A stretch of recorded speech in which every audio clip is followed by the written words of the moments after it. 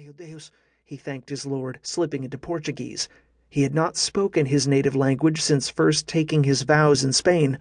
Only now, with tears of frustration and fear flowing down his cheeks, did he fall back upon his childhood tongue. Pushing up, he crossed to the bridge and ran his hands over the braided lengths of ichu grass.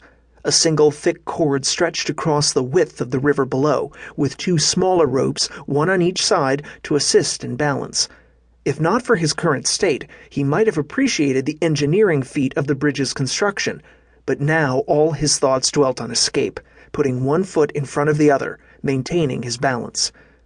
All his hopes lay in reaching the altar atop the next peak. As they did many of the mountains of the region, the Incas revered and worshipped this jungle-fringed spire. But to reach his goal, Francisco needed first to cross this chasm, then climb out of the cloud forest to the crag's rocky escarpment above. Would he have enough time? Turning to listen once again for the sounds of pursuit, Francisco could hear nothing but the crashing tumble of the river below.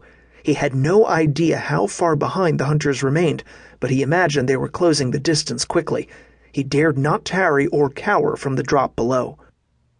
Francisco ran a sweating palm over the stubble of his shaven scalp, then grasped one of the two support ropes of the bridge. He squeezed his eyes closed for a moment and grabbed the other cable. With the Lord's Prayer on his lips, he stepped onto the bridge and set off across the chasm. He refused to look down, instead fixing his eyes on the bridge's end. After an endless time, he felt his left foot strike stone. Sagging in relief, he clambered off the bridge and onto solid rock. He almost fell to his knees, ready to kiss and bless the earth, but a sharp call barked out behind him. A spear struck deep into the loam near his heel. Its shaft thrummed from the impact. Francisco froze like a startled rabbit. Then another cry shouted forth. Glancing behind him, he saw a single hunter standing on the far side. Their eyes met briefly across the chasm. Predator and prey. Under a headdress of azure and red feathers, the man grinned at him. He wore thick chains of gold. At least, Francisco prayed it was gold. He shuddered. Not hesitating, Francisco slipped a silver dagger from inside his robe. The weapon, stolen from the shaman, had been his means of escape. It must now serve him again. He grabbed one of the bridge's balancing ropes. He would never have time to hack through the main trunk of the span, but if he could sever the side ropes, his pursuers would have difficulty crossing. It might not stop them, but it could gain him some time. His shoulders protested as he sawed at the dried grass braid.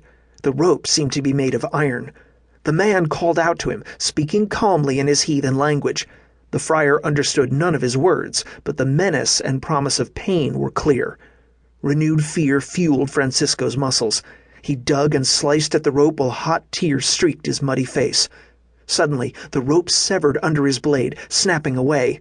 One end grazed his cheek. Instinctively, he reached a hand to touch the injury. His fingers came back bloody, but he felt nothing. Swallowing hard, he turned to the second support rope. Another spear struck the rock at the cliff's edge and fell away into the chasm. A third followed, closer this time. Francisco glanced up. 4 hunters now lined the far side of the chasm. The newest hunter held a 4th spear, while the first hunter deftly strung a bow. Time had run out. Francisco eyed the untouched rope support. It was death to stay there. He would have to hope that severing the one braid would slow them enough. Turning, he sped back into the jungle on the far side of the chasm. The path climbed steeply, straining his legs and chest. Here the trees were less thick, the canopy less dense.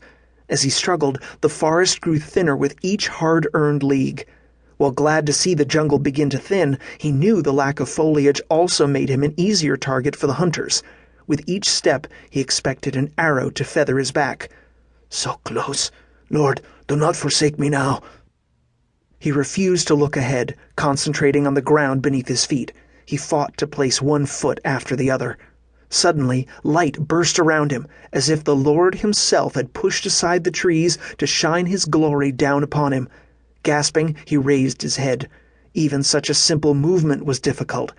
In a single step, the jungle was behind him.